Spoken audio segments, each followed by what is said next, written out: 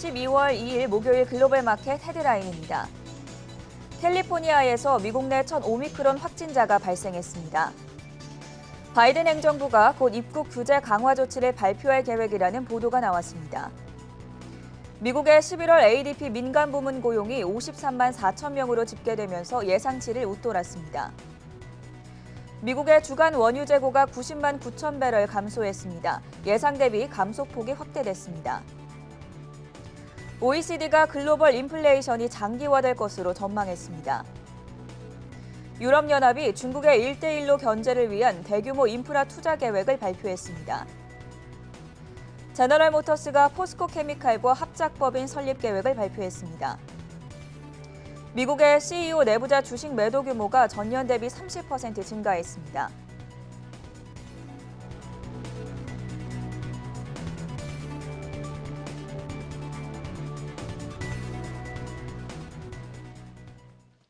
네, 여러분 안녕하십니까? 목요일 굿모닝 한경 글로벌 마켓의 전세원입니다. 현지 시간 수요일 뉴욕 증시 지금 3대 지수가 일제히 하락하고 있습니다. 전강 후 약의 장세를 보여주고 있는데요. 오늘 다우지수가 장중에는 500포인트 넘게 상승하고 있었는데 미국에서 첫 오미크론 확진자가 발생했다는 보도가 나온 이후에 약세로 전환이 됐고 현재 200포인트 넘게 떨어지고 있습니다. 나스닥 지수도 1.3%가량 하방 압력 받고 있는데 자세한 글로벌 시장 흐름 강수민 캐스터가 전해드립니다. 네, 마감까지 30분을 남겨두고 있는 뉴욕 증시 실시간으로 시황 전해드리겠습니다. 최근 뉴욕 증시가 하루는 급락, 다음 날은 반등하는 흐름을 보이고 있는데요.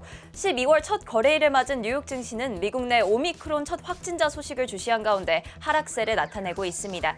다우지수는 0.6% 빠지고 있고요. 나스닥 지수도 0.8%, S&P 500 지수도 0.5% 떨어지는 모습입니다. 뉴욕 증시는 민간 고용 지표 호조와 함께 어제 연준의 테이퍼링 가속 신호를 소화하면서 일제히 상승하더니 미국 질병통제예방센터 CDC가 미국 내 오미크론 첫 확진을 확인하자 하락하고 있습니다. 해당 소식에 현재 여행주들이 일제히 타격을 받고 있는데요. 아메리칸 항공과 델타 항공 등 항공주들은 모두 5% 넘게 빠지고 있습니다. 노르웨이안 크루즈와 카니발, 힐튼 등도 주가가 일제히 빠지고 있는 모습입니다.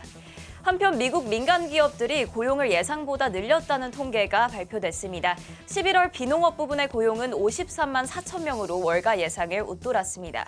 10년물 국채금리의 경우 장 초반에 1.5%에 근접하게 오르다가 다시 1.45% 아래로 하락한 모습입니다. 이어서 섹터별로 살펴보겠습니다.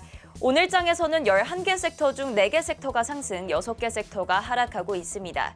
유틸리티주와 헬스케어주가 상승을 주도하고 있는 반면 임의 소비재와 커뮤니케이션주들은 부진한 흐름을 보이고 있습니다. 그럼 바로 이어서 개별 특징주 살펴보겠습니다. 먼저 오늘 장중 52주 신고가를 기록한 애플입니다. 애플은 어제 하락장에서도 꿋꿋하게 3% 넘게 오르면서 투자자들의 관심을 모았는데요. 애플의 안정적인 현금 수익 기반과 탄탄한 수요층 등이 원인이라는 분석이 나왔습니다. 오늘 장에서도 그 상승세를 이어가고 있는데요. 현재는 소폭 하락하고 있는 모습입니다. 이어서 백신주 흐름 살펴보겠습니다. 미국 FDA가 머크의 코로나 알약 치료제 몰누피라비르에 대한 긴급 사용을 승인했습니다. 해당 소식에 오늘장 머크는 0.5% 상승하고 있습니다. 화이자의 경우 FDA에 16에서 17세 부스터샷 긴급 사용 승인을 신청했습니다. 해당 소식에 오늘 2%대 상승하고 있습니다. 오미크론에 대한 기존 백신의 효과가 떨어진다고 밝혔던 모더나 CEO와 달리 화이자와 백신을 공동 개발했던 바이오엔테크 CEO는 백신 접종 시 중증 위험이 낮아진다고 밝혔습니다. 이와 상관없이 오늘 장에서는 4% 가까이 떨어지고 있습니다. 모더나의 경우 지난 한 주간 30% 급등한 것과는 상반된 흐름을 보이고 있습니다. 경쟁사 아버터스 제약과의 특허 판결에서 패소하면서 오늘장 10% 빠지고 있는 모습입니다. 세일즈포스가 3분기 호실적에도 불구하고 주가가 10%대 빠지고 있습니다. 세일즈포스가 내놓은 4분기 가이던스가 월가 예상을 밑돌았기 때문인데요. 한편 세일즈포스는 브래트 테일러를 공동 CEO로 임명하기도 했습니다. 다음은 골드만삭스와 아마존의 협업 소식입니다. 아마존 웹 서비스가 골드만삭스와 손을 잡고 금융 클라우드를 제공한다고 밝혔습니다. 클라우드 기반의 데이터 분석 솔루션 제품인데요. 금융 앱 출시 시간을 단축하고 고객이 포트폴리오 수익에 집중할 수 있을 것으로 기대하고 있습니다. 해당 소식에 오늘장 골드만삭스는 오르다가 현재는 소폭 하회하고 있는 모습이고요. 아마존도 오르다가 현재는 마이너스권으로 내려오면서 1%대 떨어지고 있습니다. 이어서 엑슨모빌 살펴보겠습니다. 엑슨모빌은 2027년까지 수익과 현금 흐름을 2019년 수준의 2배로 올려놓겠다고 밝혔습니다. 해당 소식에 오늘장 1% 가까이 오르고 있습니다. 이어서 헬스케어주에 대한 월가 IB들의 의견 살펴보겠습니다. 모건 스탠리는 유나이티드 헬스에 대한 비중 확대 의견을 재차 내놓았습니다. 목표가도 499에서 526달러로 상향했는데요. 정부 대상의 비즈니스들을 이어가면서 유나이티드 헬스가 헬스케어주의 아마존 같은 존재라고 평가했습니다. 해당 소식에 오늘장 유나이티드 헬스 1% 가까이 상승하고 있습니다. 시포트는 CVS 헬스케어에 대한 매수 의견을 내놓았습니다. CVS가 저평가됐다면서 목표가는 110달러로 제시를 했고 소매 사업을 긍정적으로 평가했습니다. 해당 소식에 오늘장 소폭 상승하고 있습니다. 기업 공개 후 올버즈가 처음으로 분기 실적을 발표했습니다. 매출이 전년 동기 대비 33% 증가했지만 3분기 순손실이 늘어나면서 주가는 빠지는 모습 보였는데요. 오늘도 16%대 하락하고 있습니다. 다음은 크리스피 크림입니다. 골드만삭스가 크리스피 크림에 대한 매도 의견을 제시했습니다. 원료비와 배송비용, 인건비 상승 등을 이유로 들었는데요. 해당 소식에 크리스피 크림 오늘장에서 10% 가까이 하락하고 있습니다. 네, 마지막으로 미국판 배달의 민족으로 불리는 도어대시입니다. 고든에스캣이 도어대시에 대한 투자 의견을 중립에서 매수로 상향 조정했습니다. 오미크론 확산 우려와 함께 음식 배달 앱이 주목을 받을 것이라고 설명했습니다. 해당 소식에 조금 오르는 듯 싶더니 오늘장 9%대 하락하고 있는 모습입니다. 이어서 국제유가 살펴보겠습니다. 미국 내 오미크론 첫 확진자 소식과 함께 국제유가는 하락세를 이어갔습니다. WTI 가격은 1% 하락하면서 65달러 선에 거래되고 있고요. 브렌트유도 1% 가까이 하락하면서 68달러 선에 거래되고 있습니다. 마지막으로 금 가격도 살펴보겠습니다. 달러화가 비교적인 약세를 보였고 투자자들이 오미크론으로 인한 시장 변동성에 대비하면서 금 가격은 소폭 상승하고 있습니다. 0.3% 오른 1,782달러 선에 거래되고 있습니다. 지금까지 미국 증시 시황 전해드렸습니다.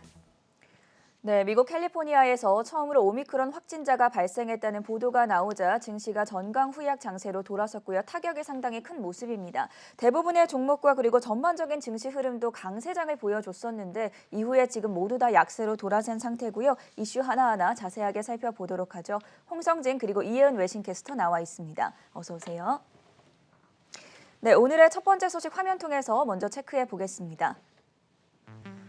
네, 미국의 11월 고용지표 분석, 민간 부문 고용이 발표가 됐는데 예상치를 웃돌았죠? 네, 그렇습니다. 미국의 민간 고용 지표가 11월에도 안정적인 증가세를 나타낸 것으로 확인됐습니다. 현지 시간 1일 ADP 전미 고용보고서에 따르면 미국의 11월 민간 부문 고용은 전월보다 53만 4천 명 증가한 것으로 나타났는데요. 이는 10월에 발표된 수치보다는 소폭 낮았지만 월가 전문가들이 예상한 전망치인 52만 5천 명은 웃돈 것으로 알려졌습니다. 이를 두고 마켓워치의 전문가는 인플레이션에 대한 공포에도 불구하고 고용시장은 안정적인 회복세를 나타내고 있다고 밝혔습니다. 다만 미국 내 델타 변이 감염률이 다시 증가하고 있어서 고용 증가세가 12월에는 감소할 가능성이 커졌다고 분석했는데요. 여기에 최근 전 세계를 강타한 오미크론이 변수가 될 확률이 높아졌다면서 고용 지표에도 적지 않은 타격을 입힐 것이라고 전망했습니다. 한편 이날 미국의 주간 원유 재고도 감소한 것으로 나타났습니다. 미국 에너지 정보청 EIA에 따르면 지난 26일로 집계가 끝난 주간 원유 재고가 90만 9천 배럴 감소한 것으로 알려졌는데요. 이는 월가 전문가들의 예상치 80만 배럴보다는 더 높은 수준이었습니다. 이런 상황을 두고 글로벌 IB 가운데 제프리스는 국제유가가 향후 150달러까지 치솟을 수 있다고 분석했습니다. 이날 제프리스의 선임 전략가는 경제가 완전히 재개될 경우 국제유가가 현 수준에 비해 훨씬 더 높은 수준으로 오를 것이라고 내다봤는데요. 이미 코로나19 사태로 인해 아시아 일부 지역이 봉쇄된 상황에서도 유가가 80달러를 넘었다면서 팬데믹이 진정된 이후 전 세계 국가들이 완전히 개방된 상태에서는 국제유가가 충분히 150달러를 넘어설 것이라고 강조했습니다. 또 국제유가가 오름에 따라 인플레이션에 대한 공포 역시 이전보다 더 심화될 수 있을 것이라고 덧붙였습니다.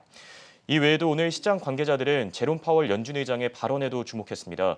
이날 파월은 어제에 이어 오늘도 12월 FOMC 회의에서 더 빠른 테이퍼링을 고려할 것이라고 전했는데요. 현재 미국의 인플레이션이 물론 높긴 하지만 우려될 정도는 아니라면서 연준 인플레이션을 낮추기 위해 더 적극적인 도구를 사용할 것이라고 밝혔습니다. 또 연준의 테이퍼링이 금융시장에 파괴적인 충격은 주지 않을 것이라면서 미국 경제가 현재 매우 강한 수준을 유지하고 있다고 평가했습니다. 이어서 향후 은행 감독 업무에 기후변화와 관련된 내용들도 포함시킬 예정이라고 밝힌 점 참고하시기 바랍니다. 국제 유가 가격도 오늘 주식시장과 비슷한 흐름을 보여주고 있습니다. 장중에는 상승하고 있었는데 역시나 오미크론 확진자가 처음으로 발생했다는 소식에 약세로 돌아서면서 지금 브렌트유와 WTI 가격 모두 다 하락하고 있는 상황이고요. 두 번째 이슈로 넘어가 보겠습니다.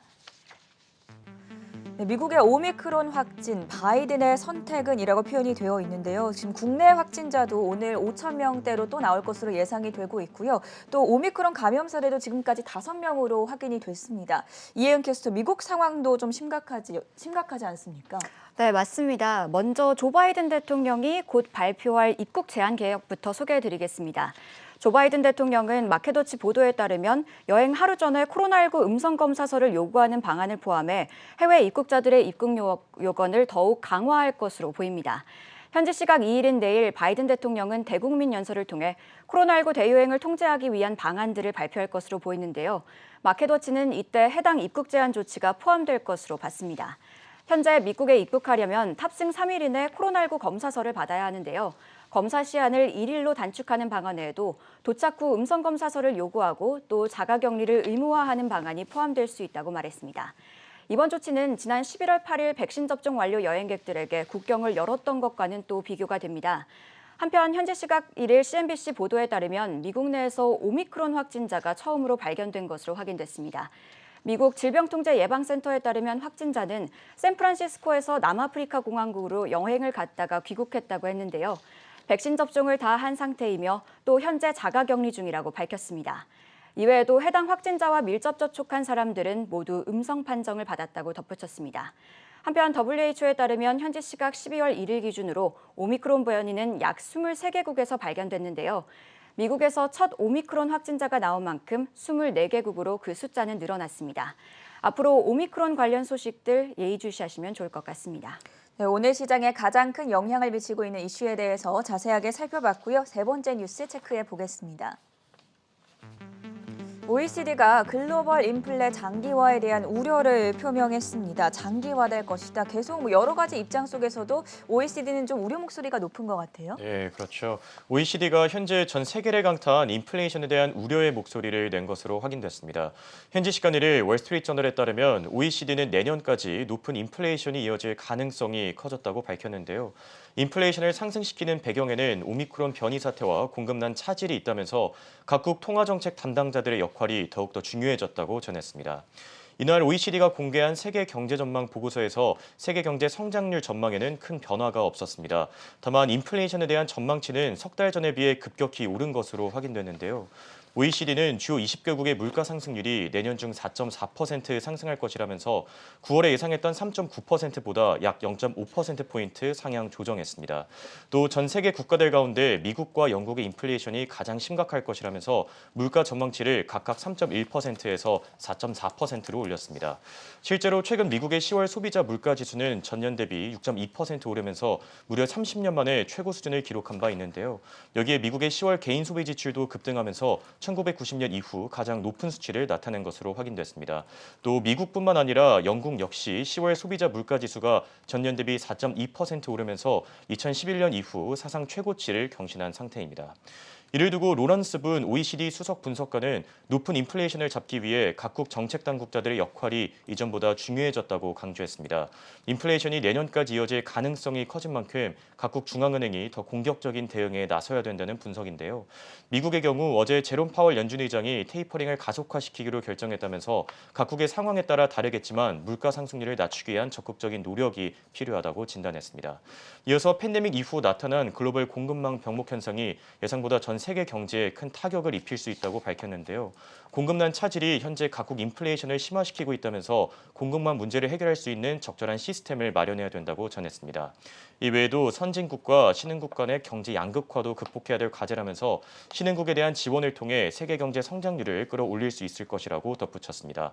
또 높은 인플레이션이 내년까지는 이어가겠지만 2023년 중에는 3.8%까지 떨어질 것이라고 전망한 점 참고하시기 바랍니다. 네, 인플레이션을 잡기 위해서는 공격적인 대응 정책이 필요하다라고 OECD가 강조한 점 확인해 봤습니다. 다음 뉴스로 넘어가 보시죠.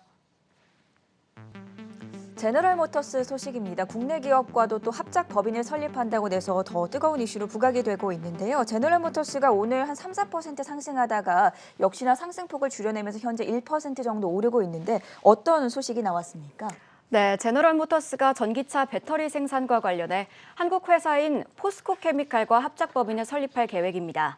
현지 시각 1일 CNBC 보도에 따르면 제너럴모터스는 공급망 문제에 더 잘 대응하기 위해 포스코케미칼과 합작회사를 설립한다고 밝혔는데요. 현재 제너럴모터스는 포스코케미칼과 구속력이 없는 계약서를 체결했으며 조만간 최종 계약을 체결할 수 있을 것으로 보인다고 했습니다. 해당 소식에 앞서 말씀해 주신 것처럼 GM의 주가는 수요일 오전 거래에서 4% 상승하며 주당 약 $60까지 상승했는데요. CNBC의 보도에 따르면 두 회사는 2024년 북미에 새로운 시설을 열 계획입니다. 구체적으로 GM은 해당 공장에서 전기자동차용 응급제로 알려진 배터리 소재를 공정할 것이라고 했습니다. 해당 응급제는 배터리 비용의 약 40%를 차지한다고 했는데요. 더그파크스 GM 부사장은 이번 계약이 두 회사 모두에게 상당한 투자가 될 것이라고 덧붙였습니다. CNBC는 해당 소식을 전하며 제너럴 모터스를 비롯한 다른 자동차 제조업체들도 비용을 줄이고 공급망 중단 위험을 낮추기 위해 노력하고 있다고 했습니다. 배터리와 공급망을 일원화시키고 또 공급망을 자국으로 가져오려고 하고 있다고 했는데요. 이외에도 바이든 행정부는 반도체 칩 부족 사태가 대규모 공장 폐쇄로 이어지자 반도체 회사들의 제품을 미국에서 생산하도록 압박하고 있다고 덧붙였습니다. 한편 제너럴 모터스는 이번 소식과 관련해 공장의 위치, 비용 등 구체적인 내용은 밝히지 않았습니다. 전기차 배터리에 관해서도 궁금증이 많으실 것 같습니다. 그래서 다음 이슈에서 더 자세하게 확인해 보도록 하겠고요. 바로 5번째 뉴스로 넘어가 보시죠. 네, 캐시우드가 트위터를 대량 매수했습니다. 요새 트위터 소식이 자주 들리는 것 같은데 잭 도시 CEO가 암호화폐에 집중하기 위해서 CEO를 사임했다라는 소식을 며칠 전에 전해드렸었고요.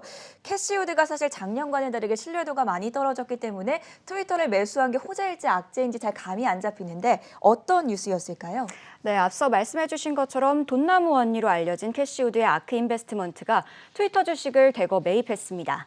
현지 시각 1일 배런스 보도에 따르면 캐시우드가 이끄는 아크인베스트는 트위터 주가가 전날 $43로 52주 신저가까지 하락하자 110만 주에 이르는 주식을 매수했다고 보도했습니다.